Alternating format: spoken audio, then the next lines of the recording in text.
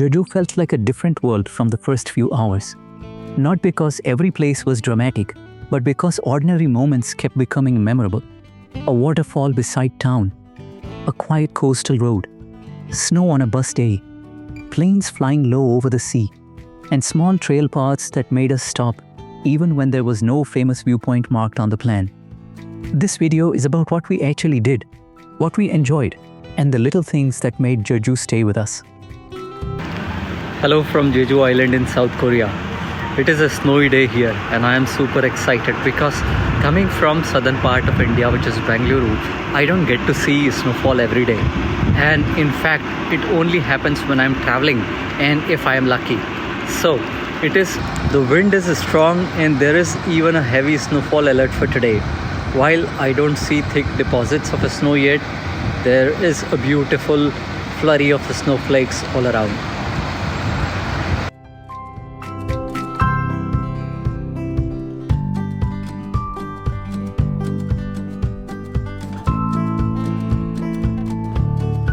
So we have just landed in Jeju and I have decided to treat myself with a bowl of ramen. It looks hearty.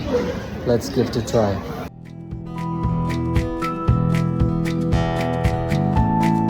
Our room, not only can we see the ocean but also the air strip, and we can see a lot of flights taking off from here.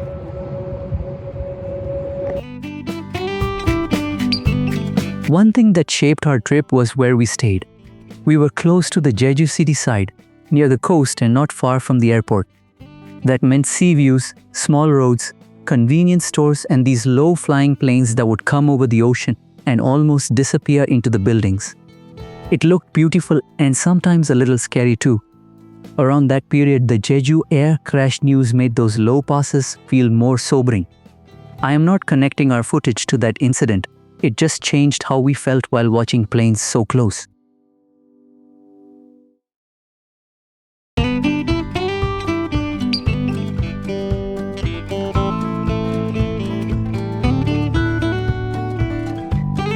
We used public buses for a lot of Jeju, and honestly, they worked. The surprising part was how comfortable some small details felt. On a cold day, even the bus waiting area had heated seats. And that made us laugh because it was such a simple, useful thing. Anyone coming from India will understand this feeling. When public infrastructure quietly solves a real discomfort, you notice it immediately. But Jeju is spread out. A short drive can become a long bus transfer, and on snowy or windy days, that extra waiting changes the whole rhythm of the trip.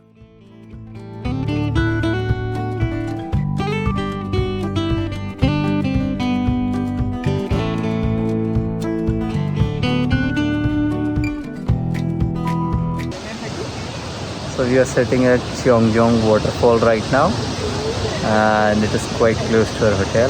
Seogwipo was the side of Jeju where we slowed down the most. The waterfalls were close to regular hotels, roads and cafes. But once you stepped into those paths, the city's sound disappeared.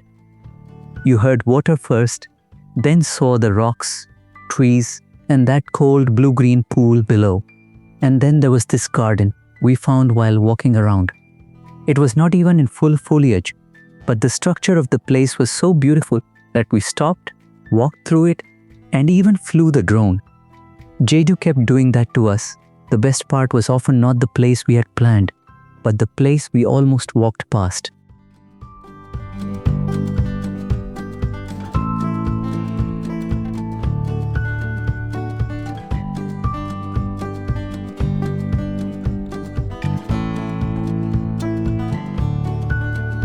And for us, we have been just checking out of hotel rooms and coming in and walking on some random trails. And every day we are able to discover something really beautiful.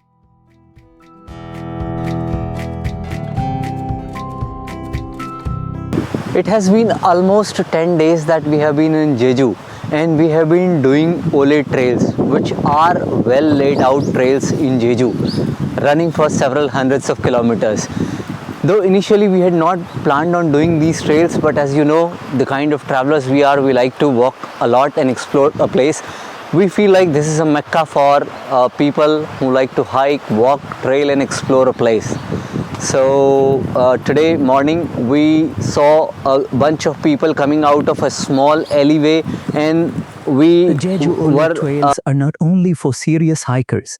Many sections pass through villages, cliffs, small bridges, rivers, coastal paths, and quiet lanes. You can do just a small part and still get the feeling of the trail. That suited us much better than rushing from one major attraction to another. We liked the trail markers, the ribbons, the silver grass near the coast, and those moments where the path suddenly opened into water or rock. If you enjoy walking, Jeju rewards you slowly.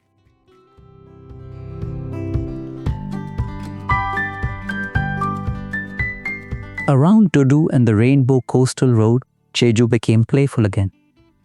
The road itself is simple ocean on one side, color blocks along the wall, cafes nearby, and airport traffic moving in the background. But when you walk there with cold wind, waves, and planes coming in low, it becomes one of those places that feels more alive in person than it looks on a map. This is where having a car would have helped us. Buses got us around, but a car would have made these small coastal stops much easier.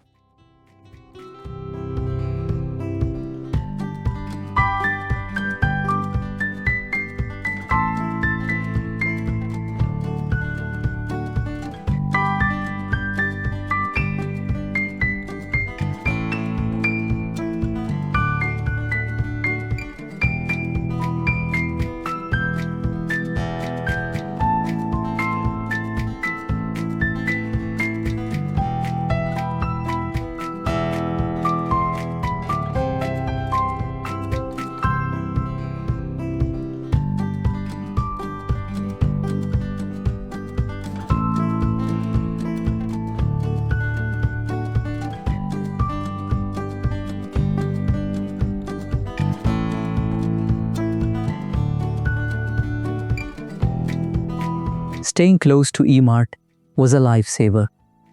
Some evenings we did not want another complicated food search.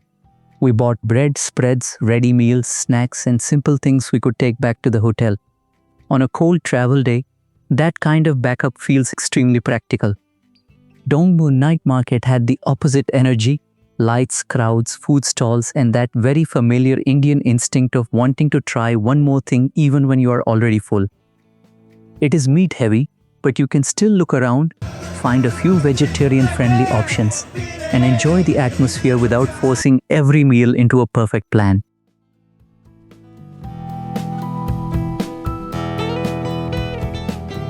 Some of my favorite Jeju memories were very small. Self-serve cafes where you just make your coffee and move on. Paik's coffee also became one of our favorites. Warm drinks, good views, locals dropping in, and those red bean buns that both of us loved more than expected. One small conversation with strangers there also stayed with me. It was brief, but it had that travel feeling where people you will never meet again still become part of the memory. Then there were clean public toilets even in places that felt remote, quiet beaches, EV chargers everywhere, and tangerines all around the island. Some stands work almost on trust: leave money, take a basket. That detail says a lot about Jeju. You also keep seeing Dol Hareubang, the volcanic stone grandfather figures of Jeju. They are local guardians, a symbol of protection and island identity. And after a while they start feeling like part of the landscape. So yes, next time I would rent a car, but I would keep the slow pace, clean air, winter light, water, walking, and small systems that made travel feel calm. If this helped you feel Jeju with us, like, share, and subscribe. We will keep making travel videos that are useful but still feel like a real trip.